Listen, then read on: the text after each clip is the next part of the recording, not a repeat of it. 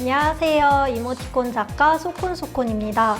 이번 시간에는 이모티콘의 메시지를 구상하는 방법을 알아볼게요.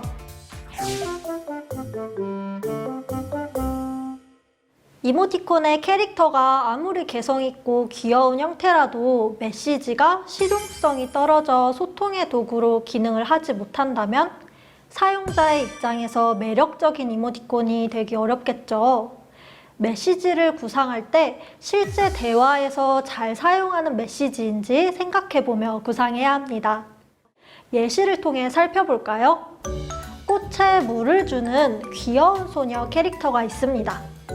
이 이모티콘은 어느 상황에 쓰여질까요? 캐릭터 일러스트 관점에서 봤을 땐 괜찮아 보일지는 몰라도 이모티콘은 사용자가 사용할 상황을 생각해야 해요. 그래서 가장 쉬운 방법은 메시지를 글자로 넣어주는 거예요. 사용할 상황을 정해주는 거죠. 중요한 점은 제작한 캐릭터가 어떤 행동을 하면 예쁘고 귀여울까가 아니라 캐릭터로 어떤 메시지를 전달할까부터 생각해야 합니다. 하지만 너무 구체적인 상황의 메시지를 나타내도 사용 빈도가 줄어들어 실용성이 떨어질 수 있어요. 첫 번째 이모티콘은 생일 축하할 때 사용할 수 있는 이모티콘인데요. 이것보단 축하해 라는 메시지만 담겨 있다면 생일이 아니더라도 다른 축하할 상황에도 사용할 수 있어 실용성이 높아집니다. 좀 더 자주 사용할 메시지로 구상하는 거죠. 그럼 두 번째 이모티콘은 어떤가요? 학생 컨셉으로 일상생활 자주 사용하는 말로 그린 이모티콘이에요. 그런데 생각해보면 점심 뭐 나와? 이런 말은 직접 상대방에게 말로 질문을 하지 카카오톡 대화창에서 자주 사용하는 말은 아니죠. 그래서 자주 사용하는 말 안에서도 이모티콘을 전달해야 하는 카카오톡에서 자주 사용하는 말인지를 생각해야 해요. 저의 경우엔 이모티콘을 그리기 전 메시지를 글자로 쭉 적어봅니다. 개수는 카카오의 규격 개수인 24개, 32개 이상의 여러 메시지를 생각해보고 그중 실용성 높은 문구들을 추려서 제작합니다. 이모티콘에 들어가는 메시지를 먼저 정하지 않고 그리면서 생각하다 보면 후반부에 가선 규격 개수를 채우기 위해 불필요한 메시지를 넣는 경우가 있어요.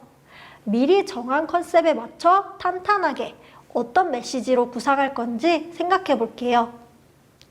메시지를 보다 다양하게 구상하기 위해서 먼저 메시지를 분류를 합니다. 크게 감정 표현과 상황 표현, 컨셉 표현으로 나눌 수 있어요. 감정 표현은 말 그대로 기쁘고 슬프고 화나고 이런 감정을 전달하는 메시지입니다.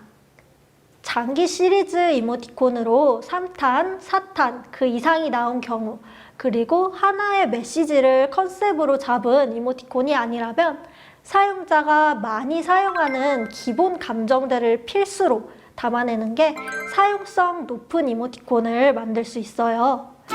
주로 행복, 사랑, 슬픔, 화남 등이 있겠죠. 감정은 문구가 들어가지 않아도 표정만으로 표현할 수 있다는 것이 특징입니다. 문구를 넣지 않은 이모티콘을 만들고 싶다면 다양한 감정 표현으로 메시지를 구성하시면 돼요. 캐릭터가 어떻게 표정을 짓고 있는지, 몸동작의 크기는 어떠한지, 효과 표현은 어떠한지와 같은 차이로 상황마다 감정의 다른 크기를 나타낼 수 있습니다. 자주 사용되는 감정은 이러한 차이를 주면서 다양하게 구성할 수 있어요. 상황에 맞춰 감정의 크기를 선택해 보시길 바랍니다. 다양한 메시지에서 사용 범위가 넓은 감정 표현과 달리 상황 표현은 특정 상황에서만 사용할 수 있는 표현이에요. 상황 표현은 이모티콘에 글자가 들어가서 상황을 구체적으로 묘사하는 특징이 있습니다. 상황 표현의 이모티콘은 대화 중 굳이 글로 설명하지 않아도 이모티콘만으로 대화를 이어갈 수 있어요. 대화하며 주로 어떤 상황에 이모티콘을 함께 사용하는지 떠올리며 구상합니다. 컨셉 메시지는 일상 대화에서 자주 사용하는 메시지가 아니더라도 다른 수많은 이모티콘 사이에서 차별성을 갖습니다. 다만 컨셉 메시지가 너무 많아지면 이모티콘의 전체적인 활용도가 적어질 수 있어 일상 대화 메시지와 적절히 어우러지게 구성하는 것이 중요해요. 제 카카오 이모티콘 중 봉순이는 장난꾸러기는 장난꾸러기 컨셉으로 친구를 약올리며 장난치는 이모티콘이에요. 알겠습니다를 알겠습니다로 울어는 우는 거야로 문구를 구성해서 애교 섞인 말투와 말을 길게 늘리는 물결 표시로 약올리는 말투를 나타냈어요. 어떤 메시지로 구성하는지에 따라 내가 정한 컨셉이 잘 드러나는지 결정됩니다.